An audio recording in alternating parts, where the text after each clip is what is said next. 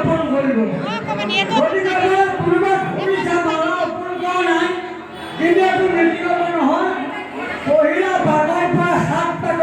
7ডাল মালা পৰিধান কৰিব লাগিব